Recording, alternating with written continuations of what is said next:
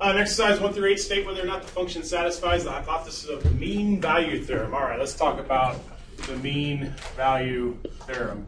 It says if f is continuous on what we call the closed interval, and the reason that that is closed interval is because it has endpoints. You can actually get to A and you can get to B. It's a closed interval. It has boundaries. And then f is differentiable on what we call the open interval. So this is closed because it has endpoints. This is open because you would think it has endpoints, but it can never get to A or B. So it doesn't have endpoints at all. So if f is continuous on the closed and f is differentiable on the open, that's the hypothesis of the mean value theorem. If that's true, then f prime of c, that should be a c, equals f of b minus f of a over b minus a. So what are we talking about? Somewhere at some c, the instantaneous velocity equals the average rate of change. So somewhere that happens. Or the slope of the tangent line is equal to the slope of the secant line. That is also saying the same thing. So my mom and I were driving out to get my dad. He worked out in western Nebraska, and then he'd come home on weekends, and then he'd have some extended stays. So my dad traveled a lot. And he had a company car, company vehicle, as a big work truck, that he couldn't take past a certain town. He had to park it, so we had to go out and get him every once in a while and bring him back home. So we're out in western Nebraska, and we're driving in our car on the highway, and not a soul in sight. So we're moving along pretty well. We're speeding, and there's a mark in the highway, and as soon as we pass the mark, there's a plane flying up above, and they start the clock. And then when we went over the second mark, they stopped the clock. And then they did our average rate of change, and I'm sure that there was a chart, I'm sure, in the plane, and they went, the average rate of change was 67 miles per hour, and we were driving on a 55, and I don't know how fast we're going. It could have been less, it could have been more even. Out in western Nebraska, there's nothing out there. Anyway, so what they knew is that if the average rate of change was 67, at one point in time, at one instant in time, we must have been going at least 67, and it could have been more if we had to slow down to avoid a deer or something, or had to stop at a stop sign. I'm sure they didn't clock us with a stop sign in the middle. But anyway, they knew that we were speeding because our average rate of change was 67 or whatever. So they pulled us over. Gave us a warning, actually. And then we moved on. But they used the mean value theorem. And I'm sure the officers in the plane didn't know they were using the mean value theorem, but they were. They probably had a chart. So it says, A, state whether or not the function satisfies the hypothesis of the mean value theorem on a given interval. Can we say that this is continuous on 0 to 1? Can we say this function is good on 0 to 1? Well, saying it's good, really, can we say it's bad anywhere on 0 to 1? No, we don't have even radicals. This is really the third root of x squared. We have an odd radical, which means we can take the radical of any negative, even though it wouldn't be negative, x squared wouldn't be negative. And we don't have denominators, so we don't have to worry about anything. So yeah, I can go, yep, pretty confident it's continuous on that closed interval. Can we say that this function is differentiable on 0 to 1? Let's find out. F prime of x is equal to 2/3 x to the negative 1/3, which is 2 over 3 third root of x. And now I have to make the claim that this is differentiable on 0 to 1. And it's bad. We have a bad value at x equals 0, but I don't have to include 0. So I can actually make that claim. Yep, sure is. Now 0 was a possibility. Like, whoa, 0 is bad. But I don't have to include it for differentiable. I have to include it for continuous. Okay, so what does it say now? B, if I can say this right here, Find each value of c in the interval a to b that satisfies this equation. So where is the slope of the tangent line equal to the slope of the secant line? So here's what we're trying to do. Let's go y equals, you don't have to get out your calculator if you don't want to, and I can hear your nod anyway. Divide by 3, enter, and we only want to see from 0 to 1. So let's go to window, let's go from 0 to 1. And let's see if negative 10 to 10 is, I'm sure that's way too big, but we'll see. Here's 0 to 1. It's fairly flat, so let's do this. Window, let's go from negative 1 to maybe 2. All right, so here's the graph, right? So the graph just from 0 to 1 looks something like this. So we want to know, all right, here's the secant line right there. Where is, so there's the slope of the secant line. Where is the tangent line that has the same exact slope, where they're parallel? That's what this equation wants us to find right here. Where is that happening? We got to find that x value. So we do f prime. Well, we already got f prime, right? So 2 over 3, third root of x. I need that to equal f of b. F of b is 1 to the 2/3, that's 1, minus 0 to the 2/3 is 0, over 1 minus 0. So I want 2 over 3 third root of x equal to 1. So let's multiply by 3 third root of x. 3 third root of x. Divide by 3. 2/3 equals the third root of x. So x must be 8/27. I have no idea where 8/27 is. Maybe it's about right there. About right where I drew it, actually. On my stupid little drawing there. It's perfect. I mean, it's pretty good. Anyway, that's where it's happening. That's where it turns out that this slope is 1. It turns out that at 8/27, the derivative must be 1 also. Look, if we plug this back in, if we plug it in right here, the third root of 8/27 is 2/3. The 3's cancel out, and then the 2's cancel out to 1. So it works. That's where it's 1. But that's what we're trying to accomplish. Now how about this next one? Piecewise are always a little bit more difficult. So especially when you have to graph inverse sine. Got to remember all the way back to pre-calc how to graph inverse sine. That's going to be fun. Well, we don't. I guess we don't really have to graph it.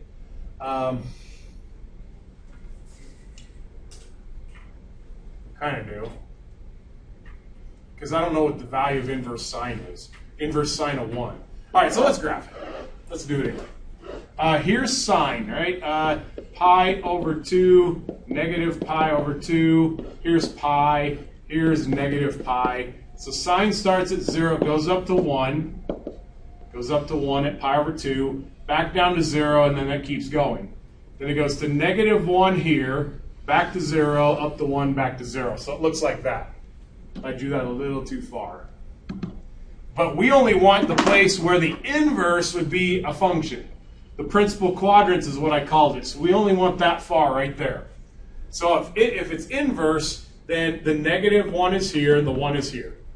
Pi over 2 is up here. Negative pi over 2 is down here. Because it's inverse. Switch x and y's.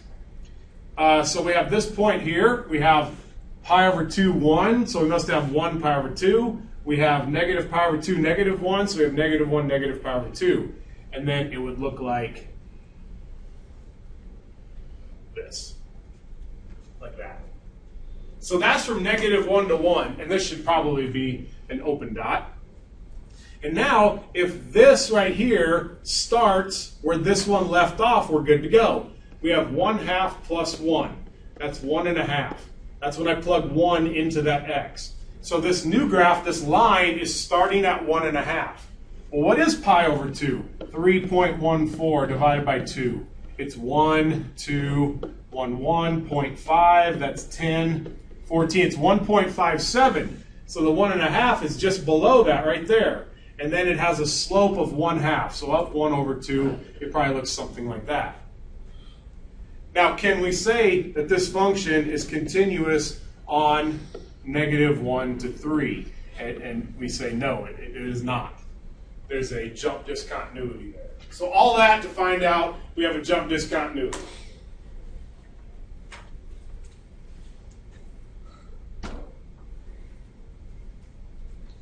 Wow, so you didn't write that down? You remember how to graph inverse sine?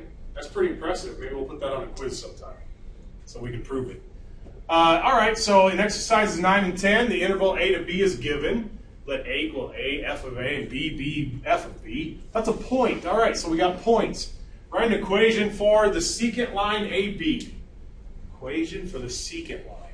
So this graph somehow square root of x minus 1. Square root of x minus 1. Blah. Try that again. Square root. Oh, what am I doing? Second. Square root. Got it, finally. X minus 1.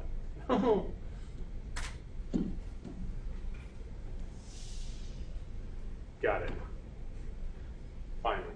Graph. And bad window. Zoom 6.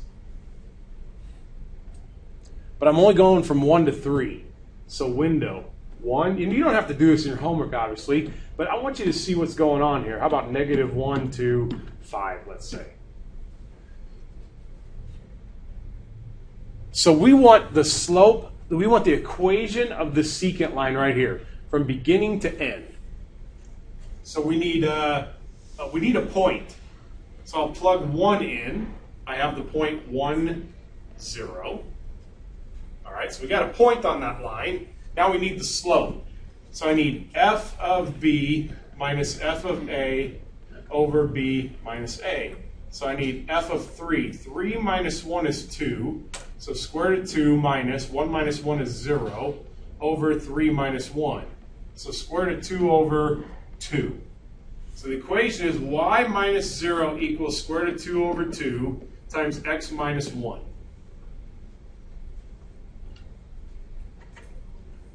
A tangent line to f in the interval a to b that is parallel to ab. So now I have the secant line. I want to know,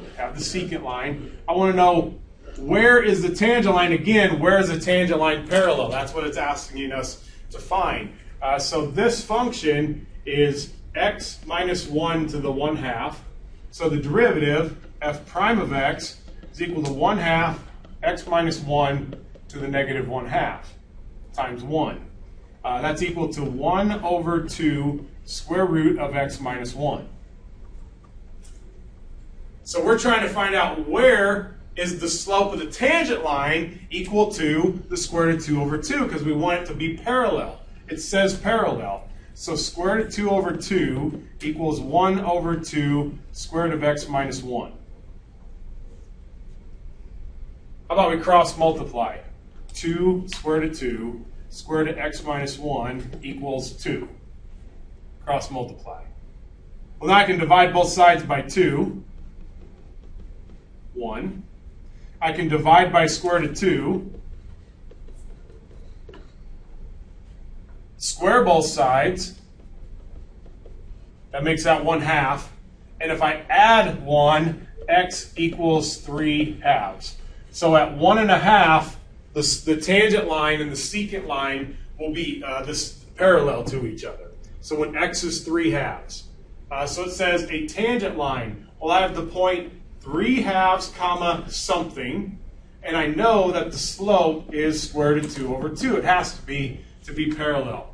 So now 3/2. Square root of 3/2 minus 2/2, which is a square root of 1/2, which happens to be square root of 2 over 2. So that y value happens to be the same value as the slope. That's more coincidence than anything.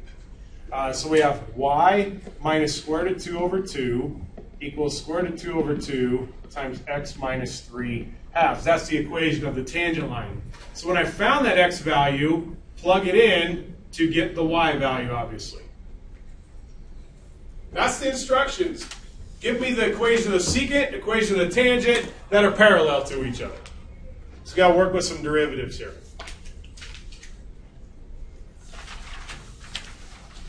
Use analytic methods. That's by hand. Don't use a calculator. to find the local extrema, the intervals on which the function is increasing, intervals on which the function is decreasing. Now this is supposed to be the first time I should talk to you about if the derivative is positive, it's increasing, derivative is negative, it's decreasing. But I've already told you that. That's old news now, and I want it to be old news by the time we get here. This is cool. This is going to give you chills. If you have y equals ax squared plus bx plus c, and we have the top of a parabola, if it opens down, that's a maximum. That's where the slope of the tangent line is 0. That's where the derivative is 0. Or if you have a parabola that opens up, either way, the derivative, the slope of the tangent line is going to be 0 at the vertex. We call that the minimum or the maximum, the vertex. What's the little tiny equation for the vertex of a parabola?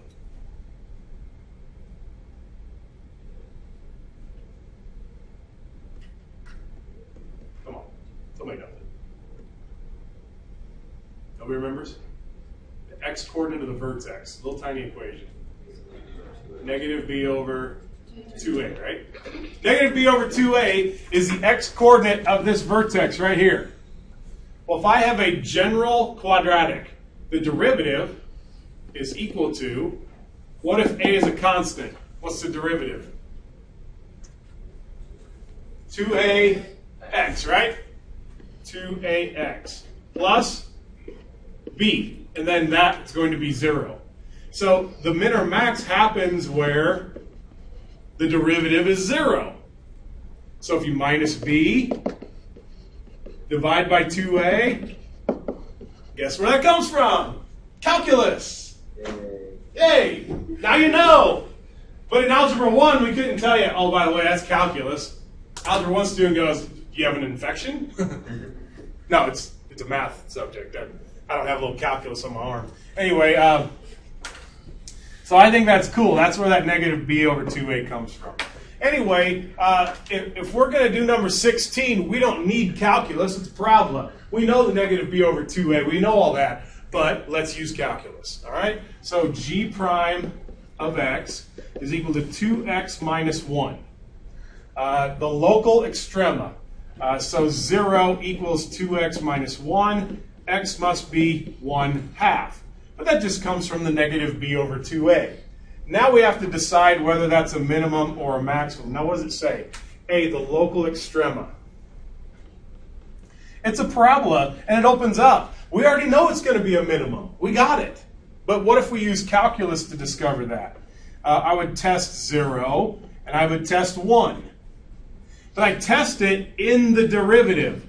The derivative tells me if it's increasing or a decreasing function. If I go back and plug it in the original, that just tells me points. That's not going to help me very much. All right, so if I plug 0 in, we get negative 1. That means the function is decreasing. Well, yeah, it's a parabola, right? And then if I plug 1 in, I get 2 minus 1. That's positive. Well, yeah, it's increasing after the vertex. So now this says I have a minimum of blank at x equals 1/2. So we got to do a little bit of a math here. 1/4 minus 1/2 minus 48/4. So that's, was that 2/4? 1/4 minus 2/4 is negative 1/4 minus 48. So negative 49/4. So it's down there at negative 49/4. B, intervals on which the function is increasing. So here's A. B, increasing right here. Increasing from 1/2 to infinity. And then C, decreasing from negative infinity to 1/2. Now, the camp that I live in camp parentheses. But you could be in the camp bracket. 1/2 to infinity, negative infinity to 1/2. You can live in one or the other. You just can't live in both.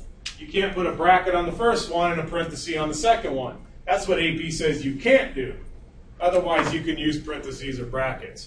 I say that the bottom one is it's not doing either at the bottom. It's not decreasing or increasing. That's what I believe.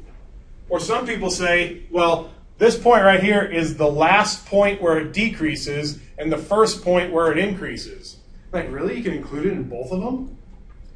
Apparently you can make that argument. I don't make that argument. Anyway, what about this other one?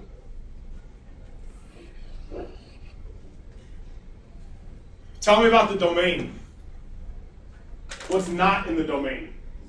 0. Do we have a point at 0? No. What do we have at 0? Vertical asymptote, right? Can we talk about a minimum or maximum at a vertical asymptote when there's no point there at all? Absolutely not. We'll keep that in mind. All right, so letter A says, let's find all the mins and maxes. So what you do is you take the derivative, and we won't change what we do. This is equal to x to the negative 2. So it's negative 2x to the negative 3 equals negative 2 over x to the third. So there are no mins and maxes. No. Mins and maxes happens where the derivative is 0 or the derivative is undefined. And the derivative is undefined, but it's at a place where the graph doesn't exist. So we have none. We don't have any mins or maxes because we have no viable candidates for this. The only place we have is where the function isn't even defined. So we throw this on a number line to answer B and C. 0. We already know that no min or max there. So let's plug in negative 1. Let's plug in 1. Negative 2 over negative 1 to the third is negative 2 over negative 1, which is a positive.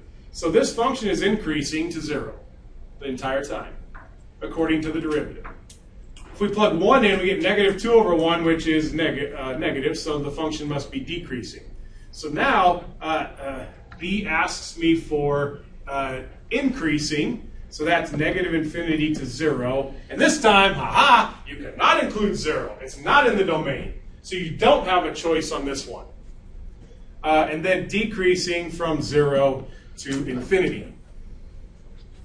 Awesome. Really? 1 over x squared? 1 divided by x squared. I got it all in one shot. Zoom, 6. See how it's increasing to 0, but it's a vertical asymptote. And then once you jump over the vertical asymptote, this function decreases the entire time. So it's not lying to you. It's telling the truth. Intervals in which, so pretty much same thing. Extrema, increasing, decreasing. So away we go. G prime of x equals first times the derivative of second plus the second times the derivative of the first, which is 1/3 x to the negative 2/3, right? So there is the product rule. Now we got to clean this up. X to the 1/3 plus x plus 8 over 3x to the 2/3. I got to get some zeros out of this. I got to get some values where this thing is undefined as well. So we have to get common denominator, which is 3x to the 2/3 over 3x to the 2/3. We got to do that right there. And this looks like a mess. Man, that looks like, how am I going to deal with that? Thank you. That's really x to the 3/3, which is x. Cool. 3x plus x plus 8 over 3x to the 2/3. What looked like it was a mess turned out to be not too bad at all. So this is 4x plus 8 over 3x to the 2/3. So now our possible points of extrema are x equals negative 2 and x equals 0, which are both in the domain. If you go back to the original function, you can plug both of those in, no problem whatsoever. So we have negative 2 and 0 as possible candidates for mins and maxes. Negative 3, whoops, how about negative 3? How about negative 1? And how about 1? So let's plug negative 3 into the derivative. Because now we're testing increasing and decreasing. And we only care whether it's positive or negative. That's all we care about. But the denominator can't be negative because we're going to square all the values. So the denominator is even positive. So we don't have to worry about the denominator. Awesome. One less thing. That's from Forrest Gump. Negative 12 plus 8 is negative. I think that's when they invested in Microsoft. He's like, we don't have to worry about money. That's one less thing. Anyway, It's one of my favorite lines. -1. -4 plus 8 is positive. Plug 1 in. 4 plus 8 is positive. So we don't have a min or max at 0. Now what we do have is a minimum. Minimum of blank at x equals -2. If we plug -2 in, I don't know, we got -2 to the 1/3 times 6, whatever that is. We don't really care. But there is a minimum there. Letter B, that's built into the problem that we just, what we had to do was find increasing and decreasing. Intervals on which the function is increasing, -2 to 0, and then 0 to infinity. Letter C, intervals on which the function is decreasing, that's -infinity to -2. So your derivative tells you how the function increases and decreases, and just by the nature of that tells us maximums and minimums. Now this one, find all possible functions f with the given derivative. So what function has a derivative of 3x? Well, 3/2 x squared, but then plus some constant. And with the information given, you don't know what the constant is. You have no idea. I'd have to give you a point on the original function to find the c. Then on this one, f of x equals, well, x squared came from x to the 3rd, power rule. But then what do you take times 3 to get 2? 2/3. This x right here comes from x squared. And how do you get a 4 out of this? Well, you put a 2 in front. So that'll be 4x when we take the derivative. And then we have plus 2x. The derivative of 2x is 2, and then we have some plus some constant there on the end.